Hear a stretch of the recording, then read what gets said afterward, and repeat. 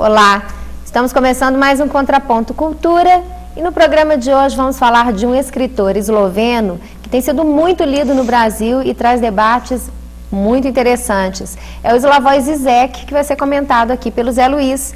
Hoje o Zé Luiz trouxe duas obras do Slavoj Žižek, mas se deixar, Zé Luiz vai uma biblioteca aqui, né? Só do Žižek. Vamos falar desses livros hoje então, Zé Luiz? O que você trouxe pra gente? Pois é, eu tinha separado mesmo uma pilha de livros do Žižek, mas aí você falou, olha, não, vai devagar, né? Porque indicar um monte de livro, o telespectador não vai dar tempo, vamos começar devagarinho. Então eu trouxe dois livros do Žižek, né, que é um autor esloveno, né, como você disse, ele é muito lido, traduzido para o mundo inteiro, ele é psicanalista e filósofo, professor da Universidade de Ljubljana, né, e também pesquisador na Inglaterra, já lecionou na Argentina, já morou, inclusive onde casou, né, e já veio algumas vezes no Brasil lançar seus livros.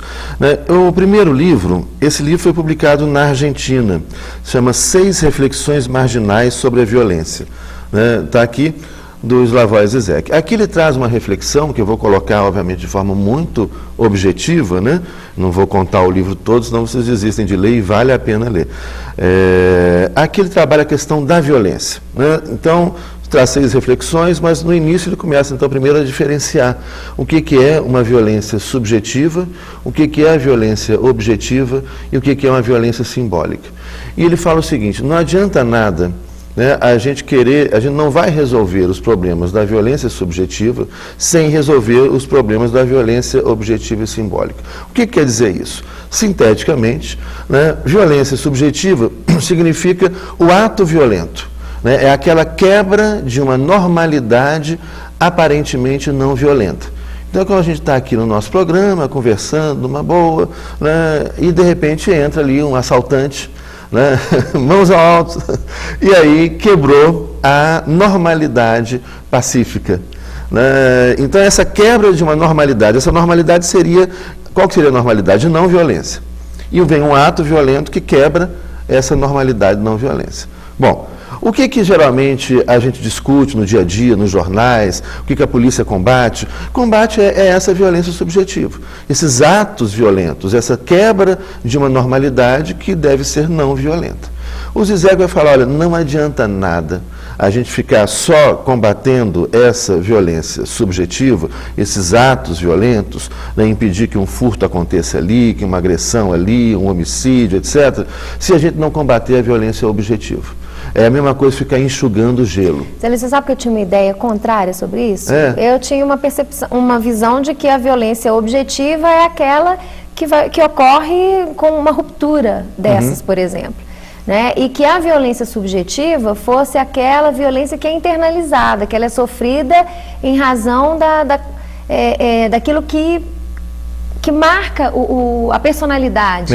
Isso ele vai chamar, já além da violência objetiva, violência simbólica. Essa seria a violência simbólica.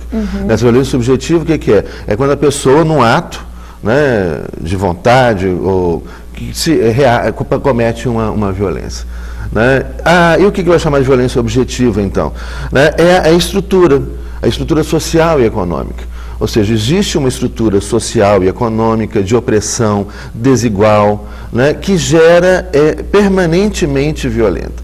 Ou seja, a nossa sociedade, ela é uma sociedade permanentemente violenta. Por quê? Porque ela é desigual, opressiva, né, egoísta, competitiva, individualista. Essas características da estrutura econômica, da estrutura social, né, são características opressivas. Né, tem uma ideia muito interessante, que a gente pode usar como uma ilustração disso, né, é que se fala que as águas do rio são violentas, mas na verdade violentas são as margens que comprimem as águas. São as margens que comprimem a água do rio que torna a água do rio violenta. A ideia é mais ou menos essa, ou seja, a nossa sociedade ela é estruturalmente, né, violenta. Por quê? Porque ela é desigual. Né? Isso seria a violência objetiva. Essas são as margens. São as margens que comprimem. Então, se a gente não muda essa sociedade egoísta, individualista, né, competitiva, né, não tem como, desigual, né? Não tem como se resolver isso. As águas vão permanecer violentas. E até lembrava, citando esse exemplo, lembrei de um caso que aconteceu com a gente há algum tempo atrás. Nós estávamos almoçando ali num restaurante que nem existe mais, era um restaurante muito chique, assim, bonito, né? No sábado à tarde, lembra disso? Esse restaurante ficava na Contorno e tinha uma curva assim, e descia um ônibus. Foi a primeira vez que a gente foi a esse restaurante. Foi a primeira vez. Restaurante muito bom, chique. Foi recomendado. Foi recomendado. A gente estava lá sábado, 1h da tarde, tomando um vinhozinho, comendo uma boa comida na varanda do restaurante e para um ônibus em frente a gente na rua, com um monte de gente pendurado no ônibus, olhando para a gente, tomando vinho. É porque ele era próximo do semáforo, o semáforo fechou, e com o acúmulo ali de automóveis, a fila cresceu tanto que na frente da nossa varanda parou ali o ônibus com pessoas possivelmente voltando do trabalho, lotado, todo mundo com cara de calor, suando, cansado, trabalhou a manhã inteira no sábado, e a gente, isso é essa violência, que essa estrutura desigual gera permanentemente. Eu lembro desse episódio, porque isso foi marcante demais pra gente. E aí nós saímos da varanda e fomos lá pra dentro escondidinho. Foi um desconforto absurdo, porque você realmente se deparar com essa realidade que é grosseira. É grosseira. Né? Essa desigualdade é violenta. E aí tem a terceira, né? Qual que é a terceira? A violência simbólica, que também está misturado com isso aí, mas a violência simbólica é a violência que está presente muitas vezes em palavras, no idioma que a gente fala. Por exemplo, olha como é que é muito interessante isso, quando a gente fala, por exemplo, nós discutimos no programa passado a obra do Monteiro Lobato, né? Aí o Monteiro Lobato fala, a tia Anastácia, igual uma macaca de carvão, subiu na árvore, né? O que está se referindo a uma mulher negra, né, que era empregada doméstica lá na história, que vira uma macaca de carvão. Isso é uma violência simbólica, né? Pode não parecer, que bonitinho, qual o problema, caçadas de Pedrinho, né? Mas tem muito problema sim. Né? Outra forma de violência simbólica que está no próprio idioma. Né? Ou seja, quando a gente já educa as crianças na escola, né, e que ela vai aprender o idioma português, não só o português, vários idiomas são assim, ela já recebe uma carga de preconceito. Por exemplo, no português, o plural vai sempre para o masculino. Então, se você tiver numa mesa 40 mulheres, uma sala de aula, né, nós somos professores, 40 mulheres e um homem, nós vamos falar os nossos alunos. Olha, a gente tinha que ter, pelo menos ter a regra da maioria. Se a maioria é mulher, a gente fala as nossas alunas. Mas não, o português manda o plural para o masculino. As constituições mais novas, a Constituição da Venezuela, da Bolívia, falam sempre cidadãos, cidadãs, né, presidente, presidenta. Presidenta Dilma. Porque é violento, presidente Dilma, porque olha que machismo. E isso a gente está ensinando, porque as pessoas podem pensar, mas que preciosismo, que bobagem, isso não faz diferença nenhuma. Isso faz toda a diferença. A gente me fala, eu não falo japonês, nunca estudei japonês, eu gostei muito de estudar vários, estudei idiomas, mas o japonês não, mas teve uma amiga minha, que ela é filha de japonesa, e ela me falou, não sei se isso ainda é uma prática do idioma japonês hoje em dia, e aí vocês me perdoem se não for mais, né? Eu não estou falando, não aprendi japonês, estou repassando algo que uma pessoa de muita confiança me contou, que tudo que é feminino no japonês é falado no diminutivo. Olha que interessante isso. Olha, você passa o feminino, a mulher, né, está no diminutivo. Aí eu falo, mas é uma forma carinhosa. Sim, pode ser uma forma carinhosa, mas pode ser também uma forma de diminuir a importância da mulher.